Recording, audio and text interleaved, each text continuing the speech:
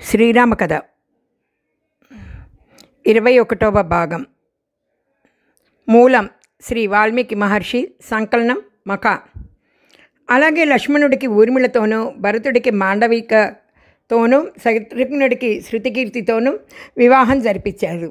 అలా వివాహం జరగగానే దివ్య దుందుబులు మ్రోగాయి, పైనుండి పుష్పాలు పడ్డాయి. దేవతలందరూ సంతోషించారు. ఆ రోజు జరిగిన సీతారాముల కళ్యాణానికి సమస్త లోకాలు సంతోషించాయి. మరునాడు ఉదయం విశ్వామిత్రుడు అందరినీ ఆశీర్వదించి ఉత్తర దిక్కుకు వెళ్ళిపోయాడు. జనక మహారాజు కానుకగా ఏనుగులు, గుర్రాలు, వస్త్రాలు, ముత్యాలు, పగడాలు మొదలైనవి ఇచ్చాడు. అందరూ కలిసి అయోధ్య నగరం వైపుకి పయనమయ్యారు. అప్పుడు అనుకోకుండా ఆకాశంలో పక్షులు భయంకరంగా కూస్తున్నాయి. నిష్కారణంగా దిక్కులలో చీకట్లు కమ్ముతుంది. మంగళప్రదమైన వృక్షాలు నేల మీద పడుతున్నాయి, కానీ మృగాలు మాత్రం ప్రదక్షిణగా తిరుగుతున్నాయి.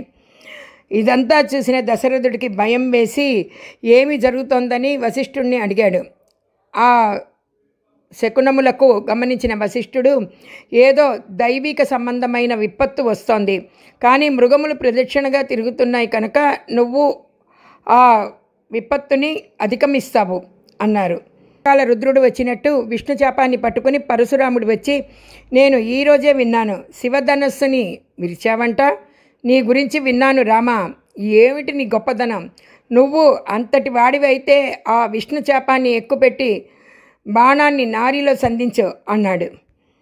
ఆ మాటలు విన్న దశరథుడు హడిలిపోయి పరిగెత్తుకుంటూ పరశురాముడి దగ్గరికి వచ్చి, మహానుభావ, ఈ భూమండలం మీద ఉన్న క్షత్రియులపై 21 సార్లు దండయాత్ర చేశారు, క్షత్రియులందరినీ సంహరించారు, ఇవాళ హిమాలయాల మీద తపస్సు చేసుకుంటున్నారు, లేక లేక నాకు పిల్లలు పుట్టారు, వివాహాలు చేసుకుని ఇంటికి వెళ్తున్నారు, నన్ను క్షమించు అని దశరథుడు ప్రాధేయపడ్డాడు. పరశురాముడు రాముడని పిలిచే విష్ణు చేపాన్ని ఎక్కుపెట్టమన్నాడు.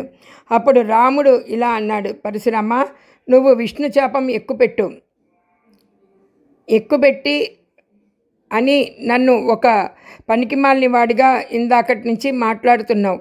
ఎందుకు ఊరుకున్నానో తెలుసా? తండ్రి గారు పక్కనుండగా కొడుకు ఎక్కువ మాట్లాడకూడదు కనుక నేను తప్పకుండా ఎక్కుపెడతాను అని ఆ విష్ణు చేపాన్ని ఎక్కుపెట్టి ఆ నారిలోకి బాణాన్ని పెట్టారు. నీ మీదే ఈ బాణప్రయోగం చేసి సంహరించగలను, కానీ నువ్వు బ్రాహ్మణుడివి, మరియు నా గురువైన విశ్వామిత్రుడికి నీకు చుట్టరికం ఉండటం చేత నేను నిన్ను సంహరించను. కానీ ఒకసారి బాణం సంధించిన తర్వాత విడిచిపెట్టకుండా ఉండను, అందుకని నేను నీ గమన శక్తిని కొట్టేస్తాను అన్నారు. అప్పుడు పరశురాముడు ఇలా అన్నాడు, రామా, నేను క్షత్రియుల్ని ఓడించి సంపాదించిన భూమిని కశ్యపుడికి దానం చేశాను. అప్పుడు ఆయన నన్ను రాత్రిపూట ఈ భూమండలం మీద ఉండొద్దు అన్నాడు. ఇప్పుడు చీకటి పడుతోంది, కావున నేను తొందరగా మహేంద్రగిరి పర్వతం మీదకి వెళ్ళాలి. నువ్వు నా గమనశక్తిని కొట్టేస్తే నేను వెళ్ళలేను, మాట తప్పిన వాడినవుతాను అని అన్నాడు. అయితే నీ తపశ్శక్తితో సంపాదించు, తపోలోకాలు తపస్సు ఉన్నాయి, వాటిని కొట్టేస్తాను అన్నాడు రాముడు. పరశురాముడు సరే అన్నాడు.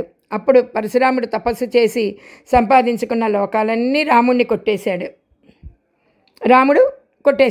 వెంటనే పరశురాముడు అక్కడి నుంచి వెళ్ళిపోయాడు. వెళ్ళిపోతూ ఆయన, నువ్వెవరో నేను గుర్తుపట్టాను రామా, నువ్వు ఆ శ్రీ మహావిష్ణువే, ఇక ఈ భూలోకంలో నా అవసరం లేదు అని మహేంద్రగిరి పర్వతాల వైపు వెళ్ళిపోయాడు పరశురాముడు. దశరథుడు సంతోషంగా వాళ్ళని అయోధ్యకి తీసుకువెళ్ళాడు. కౌసల్య, సుమిత్ర, కైకేయి ఎదురొచ్చి హారతులిచ్చారు. తమ కోడళ్ళని చూసుకుని మురిసిపోయారు. అప్పుడు వాళ్ళు ఆ వంశ కులదైవాలైన దేవతా విగ్రహాలకు తీసుకెళ్ళి ఇక్కడ పూజ చేయాలని చూపించారు. అలా ఆ నూతన దంపతులు హాయిగా క్రీడిస్తూ కొంతకాలం గడిపారు. సీతారాములు అలా ఆనందంగా ఉండడానికి కారణాన్ని వాల్మీకి మహర్షి ఈ విధంగా చెప్పారు. రాముడికి సీతమ్మంటే చాలా ఇష్టమంట. ఎందుకు ఇష్టమంటే మా తండ్రి గారు నాకు తగిన భార్య అని నిర్ణయం చేశారు, అందుకు ఇష్టమట. అలాగే అపారమైన సౌందర్యంతో ఆకట్టుకుంది. అలాగే అపారమైన సంస్కారం, గుణములు ఉన్నాయట సీతమ్మలో. సీతారాములు కొంతకాలం సంసారం చేశాక సీతమ్మ తాను ఏమి అనుకుంటుందో నోరు విప్పి చెప్పేది కాదు. అలాగే రాముడు ఏమనుకుంటున్నాడో సీతమ్మకు నోరు విప్పి చెప్పేవాడు కాదట. హృదయాలతో నిశ్శబ్దంగా మాట్లాడుకునేవాళ్ళట. తన తండ్రి గారు నిర్ణయించిన భార్య అని రాముడు సీతమ్మని ప్రేమించేవాడట. కానీ సీతమ్మ మాత్రం ఈయన నాకు భర్త అని ప్రేమించిందట. ఇలా ఆనందంగా కాలం గడిచిపోతుంది. బాలకాండ సంపూర్ణం. సశేషం. వ్యాఖ్యాత మీనా.